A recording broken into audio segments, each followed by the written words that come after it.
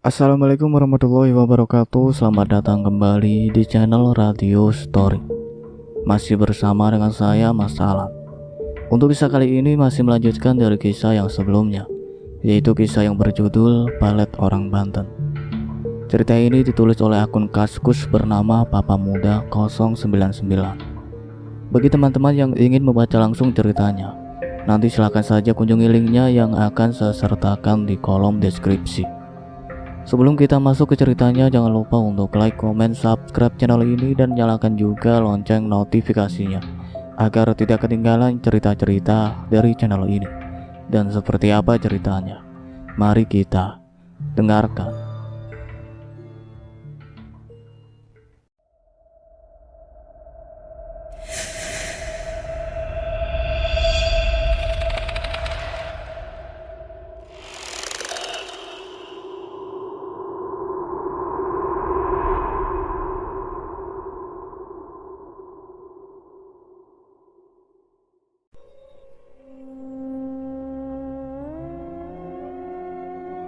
Aku tak tahu sudah berapa lama aku dan Abah duduk sambil terus berdoa untuk keselamatan istriku. Aku diberikan wiridan berupa surat pendek yang harus terus-menerus aku bacakan dengan mata terpejam. Sedangkan Abah sendiri, ia entah membaca doa-doa apa yang aku tak tahu. Beliau membacakan doa-doa itu dengan tasbih yang terus beliau putar. Mungkin sekitar 1 jam kemudian, aku yang sudah agak lelah sedikit membuka mata. Tapi mataku seketika terbuka lebar demi melihat keadaan istriku. Istriku ternyata sudah tidak melayang lagi. Kini ia sudah duduk di atas papan kayu ini, tapi matanya memang masih terpejam. Kuperhatikan wajahnya, banyak sekali titik-titik keringat yang menempel di sana. Aku melirik Abah. Abah masih saja memutar bola-bola kecil di tasbih di tangannya. Mata Abah juga sudah terbuka. Abah hanya tersenyum ketika mata kami saling bertatapan. Aku paham dengan isyarat itu. Abah menyuruhku untuk terus berzikir dan berdoa dengan yang sudah beliau berikan. Dengan dada yang terus berdebar-debar, aku kembali melanjutkan zikirku. Mataku masih terus menatap wajah istriku. Kuperhatikan ada sesuatu yang aneh dengannya. Nafasnya nampak sedikit tersengal, seperti orang yang sedang berlari dan kecapean. Keringat semakin banyak dan itu tak hanya di wajahnya saja, tapi seluruh tubuhnya. Pakaian istriku sudah basah kuyup oleh keringatnya. Dan tak selang berapa lama mata istriku terbuka lebar. Nafasnya berembus kencang sekali. Ketika tatapan matanya melihatku, istriku langsung bangun dan menubrukku. Ia menangis tertahan. Aku pun memeluknya dengan erat karena aku tahu bahwa istriku baru saja mengalami kejadian yang luar biasa. Aku melihat Abah. Beliau menganggukkan kepalanya sambil tersenyum. Alhamdulillah, ujarnya. Plong dan lega itulah yang aku rasakan ketika itu. Aku dan Abah menunggu sampai keadaan istriku membaik. Aku melihat Abah mengambil daun bambu yang sudah tampak menghitam. Abah lalu meletakkannya di sampingnya. Setelah menunggu beberapa saat, istriku mulai tenang. "Neng," kata Abah. "Bagaimana sekarang keadaan Neng?" tanya Abah. "Alhamdulillah Bah, nggak tahu kenapa, tapi keadaan saya sekarang sudah mendingan," jawab istriku. Aku yang duduk di sampingnya masih terus mengawasi keadaan istriku. "Coba sekarang Neng ceritakan apa saja yang terjadi pada Neng di sana," kata Abah. Istriku termangu sejenak. Lalu mulailah istriku bercerita. Cerita tentang pengalamannya di alam gaib. "Rara, Rara." Suara panggilan dari makhluk hitam tinggi besar itu terus-menerus terdengar dari mulutnya yang berwarna merah pekat. Aku kini bisa melihatnya dengan jelas, meskipun tubuhnya masih terhalang oleh ketiga pohon besar itu. Aku bisa melihat bulu-bulunya yang panjang hampir menutupi seluruh tubuhnya. Lalu tangannya yang panjang hampir menyentuh kedua kakinya. Jari jemari tangannya yang panjang dan besar. Juga kuku-kukunya yang panjang berwarna hitam. Kedua matanya yang berwarna merah besar, bahkan mata itu berbentuk bulat. Telinganya yang runcing ke atas sedikit terlihat mencuat. dilebatnya bulu-bulu yang tumbuh di kepalanya. Lalu taringnya yang seperti taring babi mencuat panjang. Tinggi makhluk hitam itu mungkin sekitar 15 meteran, karena aku lihat tingginya hampir mencapai tinggi ketiga pohon besar itu. Aku tersentak kaget, karena tiba-tiba saja ada salah satu dari kedua kupu-kupu yang terbang melayang di depan wajahku. Aku tersadar. Aku sedikit cumik kecil ketika ujung jari dari makhluk hitam itu hampir saja menyentuhku. Aku segera mengempaskan tubuhku ke belakang. Aku terguling. Sedikit sakit, tapi aku bersyukur karena berkat kupu-kupu tadi. Aku tidak celaka karena jari jemari makhluk itu. Aku segera bangun. Makhluk itu masih berusaha untuk melewati ketiga pohon besar itu. Tapi hanya tangannya saja yang bisa memasukkan melewati celah kecil di antara kedua pohon. Aku sendiri sedikit heran. Kenapa makhluk itu tidak lewat sisi yang ditumbuhi oleh semak-semak yang memiliki duri-duri tajam itu? Patu dengan tubuhnya yang besar juga dengan bulu-bulu lebat panjangnya itu. Aku yakin, hanya dengan beberapa langkah saja, maka makhluk itu akan bisa sampai di tempatku berdiri. Tapi aku segera sadar, aku harus fokus dengan tujuanku, menemukan sebuah goa yang aku sendiri masih tak tahu di mana letak posisinya. Abah hanya berkata kepadaku, agar aku terus saja berjalan lurus ke depan. Aku hanya berpatokan dengan petunjuk itu. Berjalan lurus walaupun banyak rintangan yang menghadang. Pokoknya aku harus berjalan lurus. Sekilas aku menatap wujud makhluk hitam tinggi itu, dan aku sedikit berdebar, karena ternyata dia kini sedang berusaha untuk merobohkan pohon yang agak kecil di sebelah kirinya. Dan aku yakin, cepat atau lambat pohon itu akan tumbang.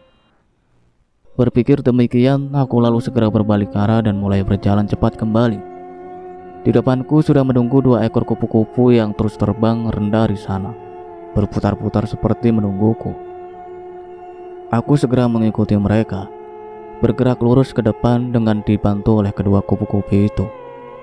Belum terlalu jauh aku berjalan, tiba-tiba saja terdengar suara teriakan yang sangat keras yang berasal dari arah belakang. Aku menoleh, merinding sekujur tubuhku, seperti digerayangi semut-semut kecil ketika di kejauhan sana. Kulihat makhluk hitam itu berhasil mencabut paksa sebuah pohon besar di sebelah kirinya. Aku langsung berlari sekuat tenaga, berusaha untuk menemukan sebuah gua yang Abah katakan. Kedua kupu-kupu itu juga tetap terbang rendah di depanku. Aku kini yakin bahwa kedua makhluk itu berusaha untuk menolongku menunjukkan tempat yang kucari. Aku berlari terus dan terus, mengikuti arah terbang kedua kupu-kupu di depanku. Kakiku mulai berat untuk kuajak berlari. Seumur hidup baru kali ini aku berlari selama ini. Sesekali aku menoleh ke belakang. Makhluk hitam tinggi itu mulai terlihat jelas di belakang sana. Rara, Rara. Suara itu terus-menerus terdengar dari arah belakang. Di saat aku mulai berputus asa, karena rasa lelah yang sudah sangat kurasakan, ditambah juga gua yang aku cari belum juga aku temukan sampai saat ini. Tiba-tiba saja, mataku melihat sebuah pemandangan yang sangat indah. Sebuah taman hijau terlihat di depan yang agak sedikit jauh di depan sana. Semangat mulai kembali tumbuh di hatiku. Meskipun kedua kaki ini semakin melemah, tapi kupaksakan untuk terus melangkah. Namun, tiba-tiba saja keadaan di sekitarku menjadi sangat hening. Aku bisa merasakan detak jantungku sendiri yang mulai berkedip dengan kencang. Aku melihat sekeliling, tak ada apapun, hanya pepohonan yang tumbuh tinggi saja yang tampak di sekitarku. Kembali kulihat kedua kupu-kupu yang dengan setia terus terbang di depanku menungguku. Namun keningan yang kurasakan saat ini memang sangat ganjil. Jujur saja, aku sendiri tak memiliki kemampuan apapun yang bisa diandalkan di situasi ganjil seperti ini. Memang di keluargaku ada yang memiliki kemampuan gaib. Tapi aku, mungkin karena aku anak perempuan, maka aku tak memiliki niatan untuk memiliki kemampuan itu. Itulah yang sekarang aku sesali. Ketakutan mulai melanda hatiku. Aku memiliki sebuah firasat tak baik dengan keadaan ini. Aku yakin, pasti ada sesuatu yang tidak wajar yang akan muncul. Entah dalam bentuk apa rupa apapun. Dan apa yang aku takutkan memang terjadi. Sebuah pohon besar tiba-tiba saja jauh tepat di depanku. Aku terkejut dan menjatuhkan diri ke belakang. Pohon itu menghalangi pandangan mataku dari kedua kupu-kupu yang telah menolongku. Aku menoleh ke belakang. Tak ada apapun. Tak ada lagi makhluk hitam tinggi besar di sana yang mengejarku. Apakah makhluk itu sudah menyerah? Kurasa tidak. Lalu dari mana datangnya pohon besar yang hampir menimpaku ini? Pasti kelakuan makhluk itu, desisku. Aku berdiri kembali. Aku bermaksud untuk melewati pohon itu. Tapi, Rara.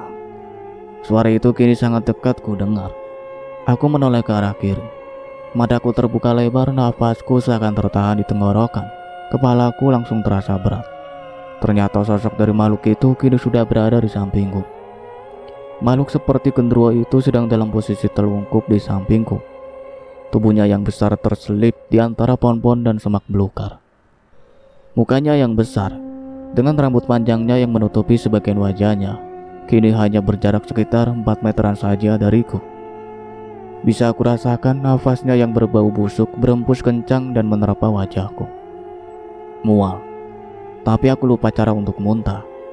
Satu-satunya yang terlintas di pikiranku saat itu adalah lari. Aku harus bisa lari, menjauh dari makhluk ini. Tapi, kedua kakiku seperti dibanduli batu besar.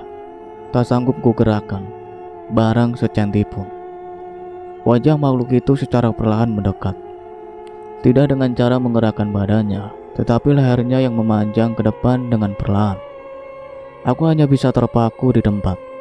Hanya pikiranku saja yang terus menyuruhku untuk segera berlari, sesuatu yang tak bisa aku lakukan.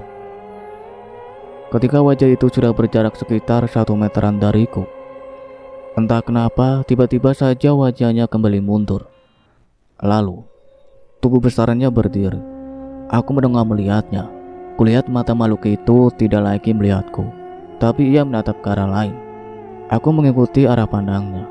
Mata itu ternyata melihat ke sebuah pohon besar yang berada di sisi kananku. Mataku menyipit, berusaha untuk memperhatikan lebih jelas sosok apa yang duduk sendirian di sana. Sosok makhluk bergaun merah. Sosok itu ternyata adalah makhluk yang kita kenal sebagai kuntilanak merah. Dan seperti yang kita tahu, kuntilanak itu memiliki tingkat kesaktian yang lebih tinggi daripada ada kuntilanak biasa. Mataku terbelalak melihatnya. Aku tak menyangka akan menghadapi teror dari dua makhluk alam gaib ini. Menghadapi satu genderuwo saja aku sudah kewalahan, apalagi sekarang ditambah dengan makhluk yang bernama kuntilanak merah. Ingin menangis rasanya, tapi air mata ini tak bisa mengalir. Aku pasrah dengan keadaan ini. Aku sudah menyerah. Aku sudah tak sanggup lagi untuk melangkahkan kakiku. Padahal aku memiliki keyakinan bahwa gua yang aku maksud berada di antara taman-taman itu. Aku lalu memejamkan mata, menunggu apa yang akan dilakukan kedua makhluk gaib tersebut kepadaku. Di saat mataku terbejam, aku bisa merasakan getaran di tanah, dan aku yakin itu berasal dari langkah kaki genderuwo yang di sebelah kiriku. Lalu lambat-lambat dari sebelah kanan aku mendengar suara tertawa yang sangat khas, suara tertawa yang sanggup membuat bulu kuduku merinding.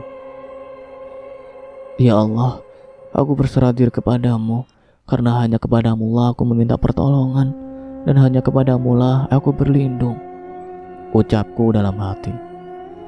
Aku menunggu akan apa yang kedua makhluk itu perbuat kepadaku. Sekian lama menunggu, aku merasa heran kenapa tidak terjadi apa-apa terhadapku. Aku memberanikan diri membuka mata. Kuangkat sedikit kepalaku.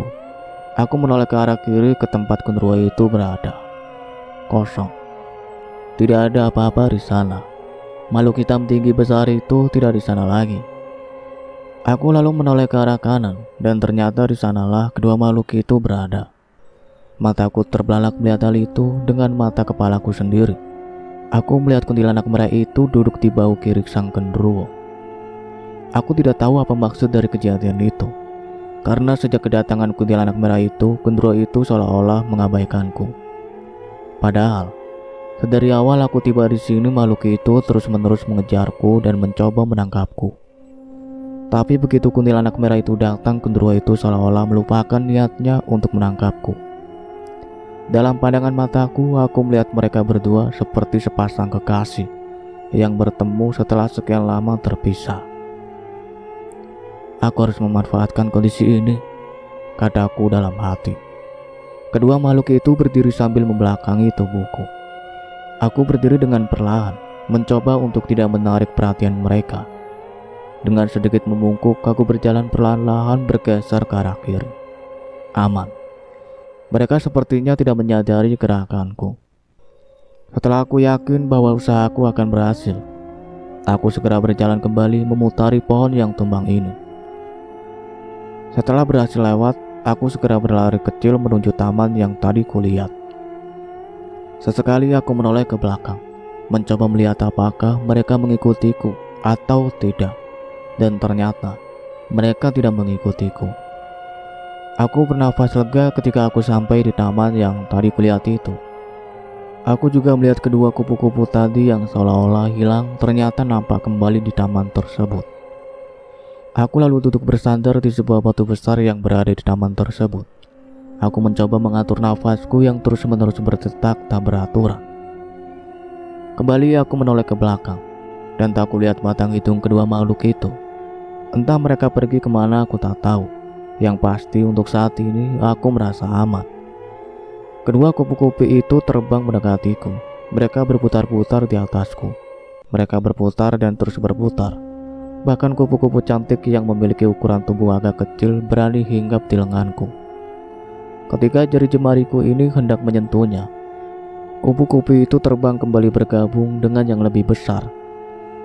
Setelah agak lama aku baru menyadari satu hal, yaitu bahwa dari kedua kupu-kupu itu hanya kupu-kupu yang kecil lah yang berani mendekatiku.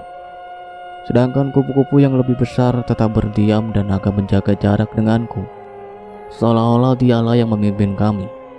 Dan hal itu pun terlihat sekarang. Kupu-kupu yang besar itu kulihat terbang agak jauh dariku. Aku lihat binatang itu kembali ke tempatnya setelah tadi terbang menjauh. Begitu bolak-balik. Terbang menjauh kembali lagi, terbang menjauh kembali lagi. Seolah-olah dia ingin agar aku mengikutinya. Setelah melihatnya cukup lama melakukan hal itu, aku lalu memutuskan untuk mengikutinya. Dengan kupu-kupu kecil di sampingku, aku lalu berjalan menuju ke arah kupu-kupu yang besar. Dan benar saja, ketika aku melangkah ke tempat kupu-kupu yang besar itu berada, ia lalu terbang kembali menuju ke suatu arah dan aku mengikutinya. Hampir sekitar 10 menit aku berjalan mengikuti kupu-kupu besar itu. Akhirnya aku menemukan tempat yang selama ini ku cari, sebuah gua. Dan entah kenapa aku merasakan bahwa inilah gua yang selama ini aku cari. Gua itu berada di pinggir jalan dan sedikit tertutup oleh rerumputan yang tumbuh agak tinggi, hampir menutupi mulut gua tersebut. Tetapi gua itu masih berada di lingkup kawasan taman ini. Sejenak aku ragu untuk melangkah masuk ke dalam gua tersebut. Akan tetapi aku melihat kedua kupu-kupu itu terbang masuk ke dalam gua.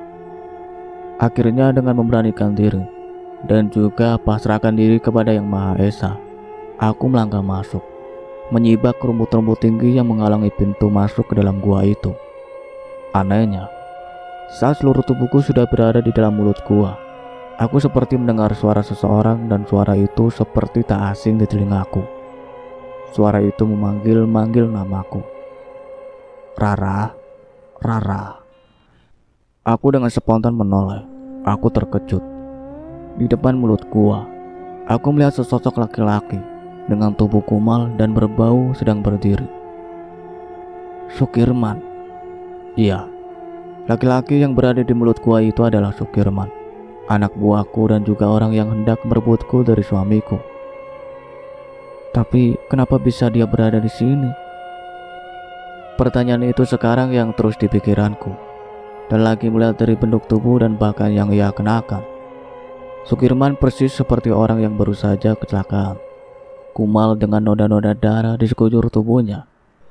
Aku melihat sorot matanya yang tajam melihatku, sedangkan bibirnya terus-menerus memanggil-manggil namaku. Entah kenapa, aku merasa bahwa aku harus menyelamatkan Sukirman dari keadaan ini. apalagi tepat di belakangnya. Tiba-tiba saja muncul dua sosok tubuh yang tak asing di mataku, dan salah satu darinya adalah makhluk yang menggangguku. Genderuwo bertubuh tinggi besar, dan juga kuntilanak merah. Tubuhku menggigil demi melihat mereka berdua. Di satu sisi aku ingin menyelamatkan Sukirman, tapi di sisi lain aku takut melihat kemunculan dua makhluk itu. Di saat aku sedang bimbang, kupu-kupu kecil itu tiba-tiba muncul di depan wajahku. Ia berputar-putar terus di depan mukaku, seolah-olah menghalangnya agar aku tidak melihat ke arah depan. Aku yang sedikit terganggu ingin mengibaskan tangan untuk mengusir makhluk itu. Tapi entah kenapa di hati kecilku berkata bahwa aku tidak boleh melakukan hal itu. Dan lalu, di depan mataku, aku seolah-olah melihat kilas balik di saat aku pertama kali berkenalan dengan Sukirman. Aku seolah-olah melihat sebuah televisi yang menampilkan sebuah adeganku dan Sukirman. Lalu tiba-tiba saja, adegan kilas balik itu berhenti dan lenyap dari mataku. Aku kembali melihat Sukirman dan juga dua sosok makhluk jin itu di belakangnya. Aku kini seolah tersadar bahwa yang aku lakukan itu salah. Dan untungnya, di dalam kilas balik itu aku dan Sukirman belum bersentuhan sama sekali. Aku tiba-tiba saja merasakan emosi yang luar biasa meluap dari dalam tubuhku. Aku merasa jijik melihatnya. Aku lalu berjalan mundur selangkah demi selangkah, menjauhi mulut gua itu. Aku melihat Sukirman seolah-olah menggelengkan kepalanya, melihatku berjalan menjauhinya. Tidak, jangan pergi dariku. Jangan berani-beraninya kau meninggalkanku di sini. Rara, jangan tinggalkan aku. Aku mohon padamu. Suara itu entah dari mana tiba-tiba saja berdengung di telingaku. Tapi aku sudah bertekad untuk menjauhinya. Dan kedua jin yang sedari tadi yang berdiri di belakang Sukirman tiba-tiba saja bergerak maju. Kuntilanak merah itu yang sampai terlebih dahulu. Kedua tangannya terbuka lebar dan kuntilanak itu memeluk dengan erat tubuh Sukirman. Sukirman tampak terkejut. Akan tetapi dari raut wajahnya ia seperti sudah pasrah akan keadaan yang ia terima. Setelah kuntilanak merah itu memeluk Sukirman, tiba-tiba sebuah tangan yang sangat besar menggenggam tubuh Sukirman dan kuntilanak itu secara bersamaan. Aku yakin kalau tangan itu adalah milik dari genderuwo bertubuh tinggi itu. Setelah kedua makhluk itu berhasil digenggam dan sudah di tangannya, genderuwo itu tanpa menarik tangan itu. Aku sendiri tidak bisa melihat dengan jelas sosok genderuwo tersebut di bagian atas karena terhalang dengan atap gua. Tapi aku bisa melihat dengan jelas ketika genderuwo itu perlahan tapi pasti berjalan menjauhi mulut gua dengan di tangannya terdapat kuntilanak merah dan juga Sukirman. Setelah ketiga makhluk hidup menghilang dari pandangan mata, aku lalu mempercepat langkahku masuk ke dalam gua, mengikuti kedua kupu-kupu yang terbang di depanku. Semakin gelap dan gelap kurasakan ketika aku semakin masuk ke dalam gua itu. Aku beberapa kali terantuk di dalam gua terkena batu-batu di sana. Bahkan aku beberapa kali terus memincingkan mata, guna menenjamkan pandangan mataku untuk melihat ke depan. Entah sudah berapa lama aku berjalan, terus ke depan mengikuti kedua kupu-kupu itu, tapi aku merasa perjalanan ini tak ada ujung pangkalnya. Aku mulai berputus asa. Namun aku ingat bahwa aku seperti ini karena ulah aku sendiri yang lengah sehingga hatiku bisa terpengaruh oleh pucuk rayu setan. Aku harus kuat, aku tak boleh putus asa, aku harus bisa. Ini semua demi keluargaku dan masa depanku. Aku terus berkata positif untuk mensugestiku supaya aku tidak berputus asa. Dan harapanku terpenuhi. Di kejauhan sana aku bisa melihat sebuah cahaya yang sangat terang. Aku semakin mempercepat langkahku. Aku tak menghiraukan lagi ada tidaknya kedua kupu-kupu yang di depanku. Dan kini aku fokus dengan cahaya di depan sana yang aku yakini itulah jalan keluarnya. Semakin dekat aku dengan cahaya itu, semakin silau rasanya sehingga tiba-tiba saja aku melihat wajah suamiku tepat di depanku. Tak terlukiskan dengan kata-kata apa yang hatiku rasakan ketika itu. Perasaan di saat melihat wajah suamiku setelah pengalaman yang aku alami. Aku lalu menumpahkan rasa itu di pundak suamiku. Aku memeluknya dengan erat seolah aku tak ingin melepaskannya lagi. Aku dan juga Abah mendengarkan dengan seksama seluruh cerita istriku. Setelah istriku bercerita seluruhnya, Abah tanpa menghela nafas panjang. Aku tahu, sebentar lagi Abah akan berkomentar dan juga menjelaskan arti dari pengalaman kami. Dan benar saja, tak lama kemudian Abah berkata, berdasarkan apa yang Neng rasakan di sana, Abah bisa menarik beberapa kesimpulan. Baiklah, kalau begitu Abah akan menjelaskan semua yang Neng lihat di sana. Aku dan istriku melihat Abah dengan serius, menunggu apa yang kira-kira akan Abah ceritakan dan jelaskan kepada kami. Mas dan Neng bisa percaya bisa enggak dengan apa yang akan Abah jelaskan. Tapi Abah akan menceritakan apa yang Abah rasakan dari cerita Neng barusan, kata Abah. Abah batuk-batuk sesaat sebelum ia mulai bercerita. Jadi gini Mas, Neng. Jadi, sewaktu Abah mengusap punggung Neng dari belakang, itu sebenarnya Abah mengeluarkan sukma Neng dari badan Neng. Abah memasukkan sukma Neng ke alam gaib yang Abah buat. Aku tidak mengerti dan terpaksa memotong pembicaraan Abah. Punten Bah, maksud Abah gimana ya? Alam gaib yang Abah buat itu? Abah tersenyum mendengar pertanyaan aku. Jadi gini Mas, alhamdulillah Abah dikasih kepercayaan ilmu sama guru Abah. Jadi Abah itu dikasih ilmu yang membuat Abah bisa memanipulasi alam gaib dan juga makhluk halus agar masuk ke dalam alam itu. Dan lagi, alam gaib yang Abah buat bukanlah dalam artian Abah bisa membuat alam gaib versi Abah sendiri yang berbeda dengan alam gaib normalnya, melainkan Abah seperti memiliki wilayah sendiri di alam gaib itu yang bisa Abah rubah isi dan bentuknya sesuai dengan keinginan Abah. Tapi alam gaib ini masih bisa dimasuki oleh beberapa jin yang tingkatannya lumayan tinggi. Nah, Abah menggunakan ilmu itu untuk membantu Neng dalam menghadapi kekuatan gaib yang menyerang Neng. Karena yang gaib itu hanya bisa dikalahkan dengan sesuatu yang gaib juga. Aku dan istriku mengangguk-angguk tanda mengerti penjelasan Abah. Abah lalu melanjutkan penjelasannya. Neng, mungkin masih ingat, sewaktu Neng tersadar bahwa Neng berada di alam gaib, ada suara Abah yang memberikan Neng petunjuk. Hanya saja waktu itu suara Abah tidak sampai selesai, karena Abah juga sedang memantau pergerakan si Mas. Jadinya konsentrasi Abah terbagi dua, karena untuk bisa memanipulasi alam gaib itu membutuhkan tingkat konsentrasi yang tinggi dan Abah lupa. Karena Abah juga manusia biasa, makanya Abah malah membagi konsentrasi Abah menjadi dua, untuk si Neng dan Emas. Tapi alhamdulillahnya, kalian berdua bisa berhasil keluar dengan selamat, kata Abah panjang lebar. Nah, sekarang akan Abah coba artikan semua yang si Neng lihat di alam gaib sana. Abah terlebih dahulu menyeruput kopinya sebelum beliau melanjutkan penjelasannya. Aku menunggu perkataan Abah dengan hati yang berdebar-debar. Mas dan Neng, dengarkan dan juga perhatikan penjelasan dari Abah, agar nantinya kalian berdua bisa menarik kesimpulan dan juga pengalaman dari kejadian ini. Yang pertama adalah sewaktu Neng baru tiba di alam gaib. Setelah Neng mendengar bisikan dari Abah, sebenarnya Abah itu ingin menyuruh Neng agar cepat-cepat lari dari tempat itu. Karena di sekitar tempat Neng berada itu ada beberapa jin jahat yang siap mengambil ruh Neng. Dan kalau ruh Neng sampai tertangkap oleh mereka, Abah tidak bisa menjanjikan Neng bisa kembali dengan selamat. Jadi Abah hanya bisa membantu memagari tubuh Neng dari jin-jin jahat tersebut.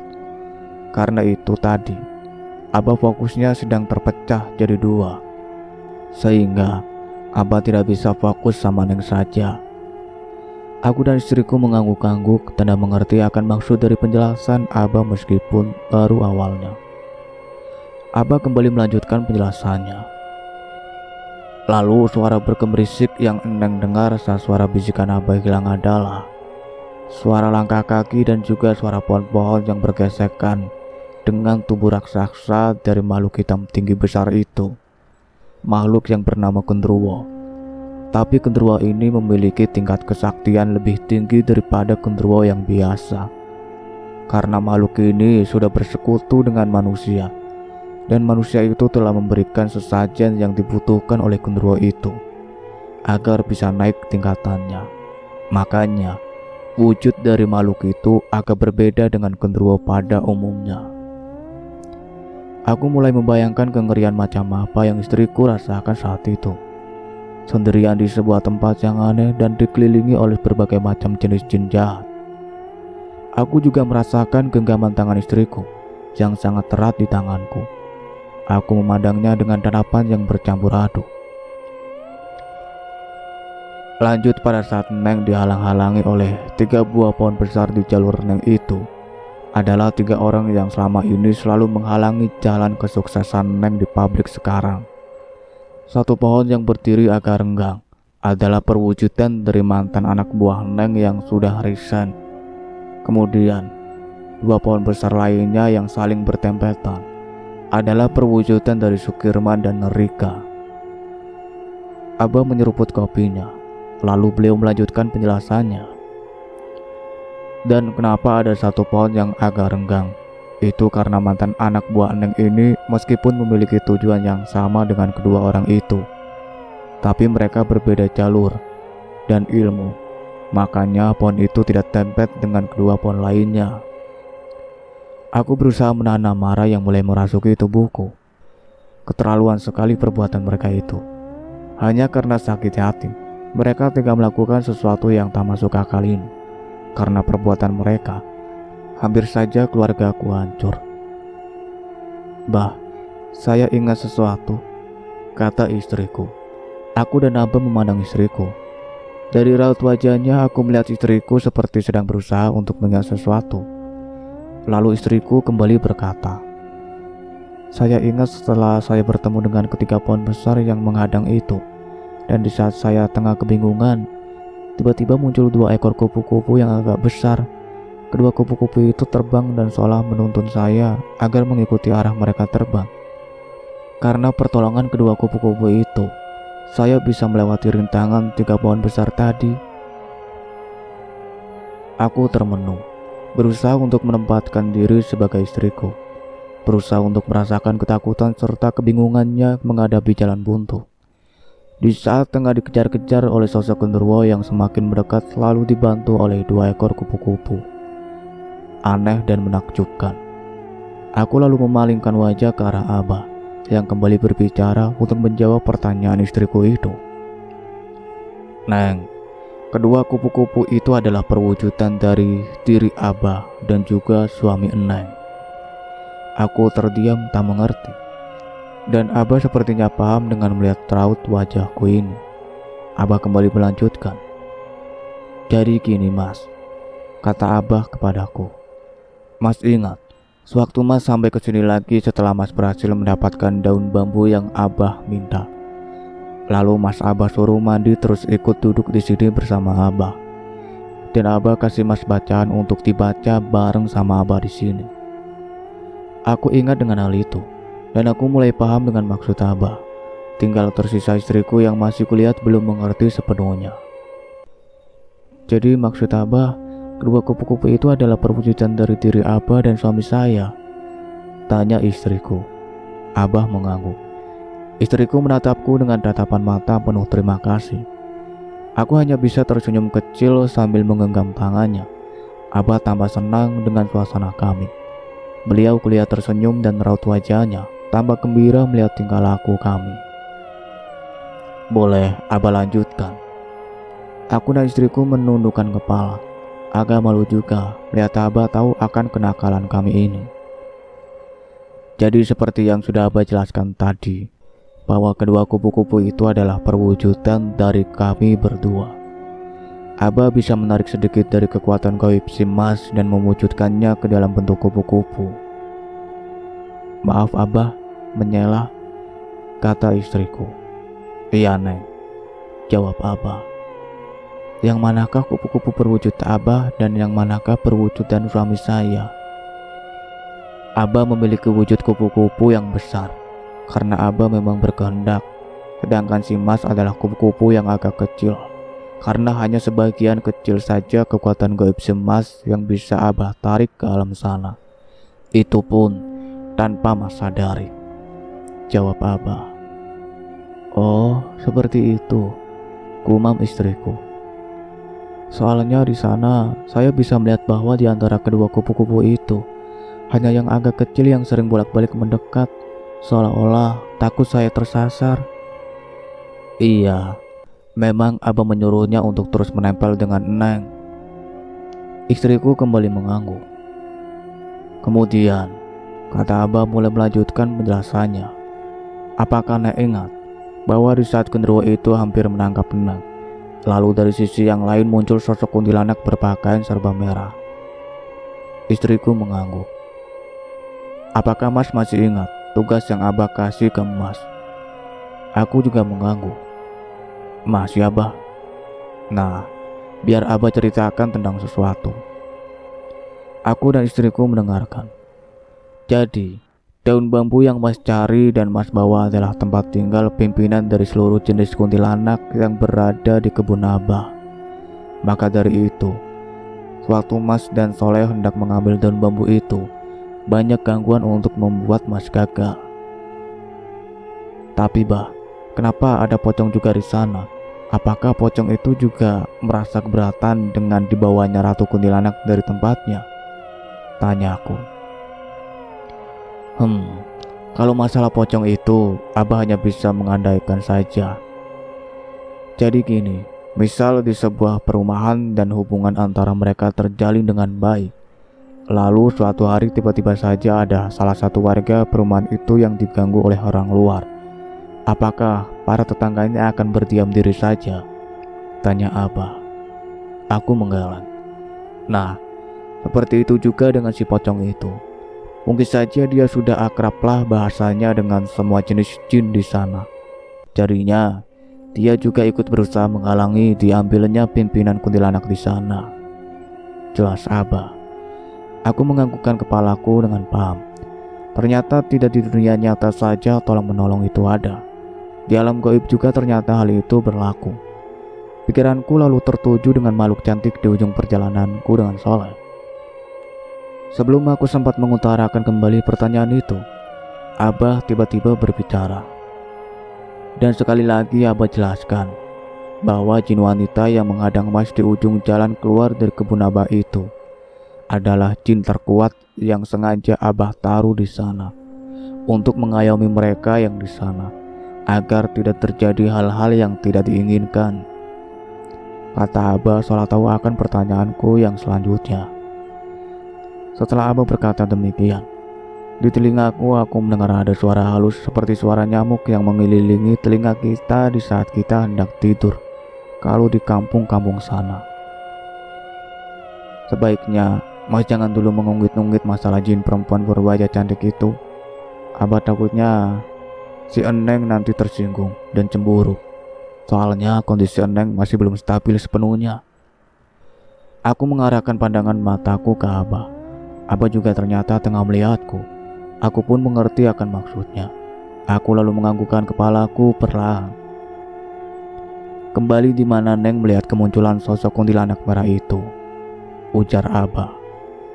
Jadi, kuntilanak merah itu Abah masukkan di sana memang dengan niatan untuk mengalihkan perhatian genderuwo itu. Karena genderuwo yang diperintahkan untuk mengganggu Neng adalah jenis jin dengan tingkat kesaktian yang lebih tinggi daripada genderuwo kebanyakan, maka dibutuhkan jin yang tingkatannya lebih kurang sama dengannya. Jadi, bos laki-laki ketemu dengan bos perempuan, cocoklah itu. Karena genderuwo adalah jenis jin penyuka perempuan, baik dari bangsa jin ataupun manusia, maka sudah bisa dipastikan bila dia akan tergoda dengan kemunculan sosok kuntilanak merah itu. Dan perkiraan Abah memang benar kan Neng? Kalau kuntilanak itu bisa mengalihkan perhatiannya dari keberadaan Neng di saat-saat genting lagi, kata Abah panjang lebar sambil sedikit bercanda. Istriku mengangguk, membenarkan perkataan Abah. Istriku lalu berkata, "Abah, setelah saya diselamatkan oleh kuntilanak itu, tak lama kemudian saya bisa menemukan goa yang dimaksud. Setelah saya masuk, terjadi beberapa hal yang aneh di sana." Aku sedikit menelan ludah mendengar kisah istriku ini. Kembali aku mencoba untuk membayangkan seperti apa keadaan dan perasaan istriku saat itu. Kudengarkan istriku kembali melanjutkan perkataannya. Yang pertama adalah kemunculan Sukirman di depan mulut goa. Mendengar nama Sukirman disebut, hatiku kembali panas. Dia kembali muncul dan berusaha untuk memanggil saya, agar saya tidak masuk lebih dalam lagi. Dan anehnya, begitu mata kami saling menatap, saya kembali memiliki sebuah perasaan kasihan kepadanya. Dia muncul dengan keadaan terluka parah. Ditambah lagi di belakangnya muncul dua sosok makhluk, yakni genderuwo dan juga kuntilanak merah. Tapi entah kenapa, perasaan kasihan itu hanya sebentar dan lenyap, berganti menjadi perasaan marah dan jijik. Lalu yang saya lihat, kedua makhluk itu terbang sambil membawa Sukirman. Kemudian saya berlari masuk ke dalam goa dan tiba-tiba saja sudah tersadar di sini. Istriku bercerita panjang lebar. Abah terdiam sejenak, kemudian beliau berkata, "Arti dari kemunculan Sukirman itu adalah perlambang dari wujud ilmu pelet yang dia kirimkan ke Eneng. Ilmu pelet itu memang sudah keluar dari tubuh Eneng. Begitu Eneng minum air pemberian Abah ketika Eneng pertama kali datang ke sini. Tapi memang masih tersisa sedikit tubuh Eneng, dan itu hanya bisa dikeluarkan di alam gaib. Karena hanya tinggal sedikit, maka itulah wujud dari ilmu pelet itu. Rusak tak berbentuk, sehingga ilmu pelet yang berbentuk Sukirman itu kekuatannya jauh berkurang, dan Eneng bisa terbebas sepenuhnya. Perihal sosok Sukirman yang dibawa pergi oleh kedua makhluk itu, maksudnya adalah ilmu pelet itu telah diambil kembali dan telah dibawa pergi oleh sosok kuntilanak yang memang sudah Abah siapkan.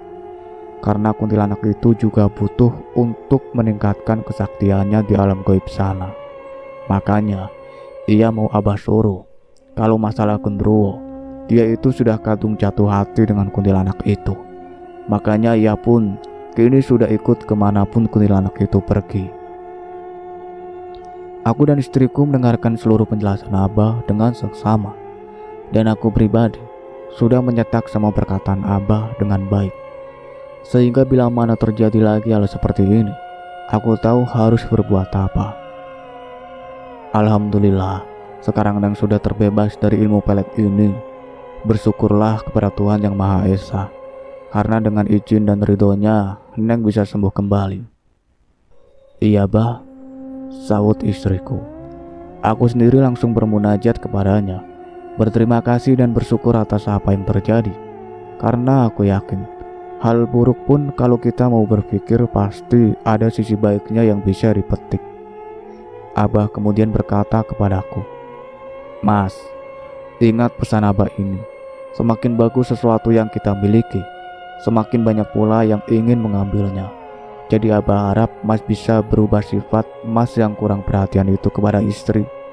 Karena mau bagaimanapun, mandirinya seorang istri, ia akan tetap butuh dan senang bila diperhatikan oleh suaminya."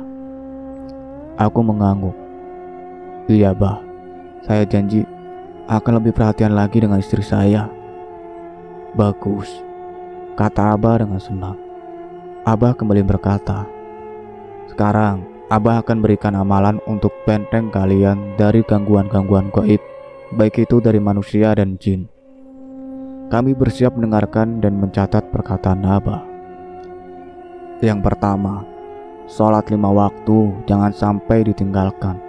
Kedua, setelah sholat baca surat Al-Falaq 7 kali. Dan yang ketiga, perbanyak istighfar. Kata Abah. Mungkin terlihat sepele, tapi dalam prakteknya tidaklah mudah. Tapi insya Allah Abah yakin kalian berdua bisa melakukannya. Kami mengangguk. Setelah itu kami bertiga masih mengobrol akan beberapa hal sampai sekitar jam 2 dini hari. Abah menyuruh kami berdua untuk beristirahat. Aku dan istriku memilih untuk tidur di kobong di lantai 2 karena di situ udara lebih sejuk dan dingin. Abah sendiri lalu pergi ke belakang rumah sambil membawa daun bambu yang kubawa bersama Soleh.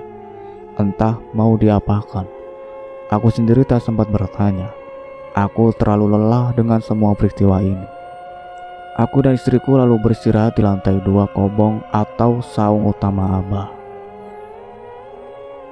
Cukup sekian ceritanya sampai di sini. Nantikan kelanjutan ceritanya. Saya akhiri. Wassalamualaikum warahmatullahi wabarakatuh.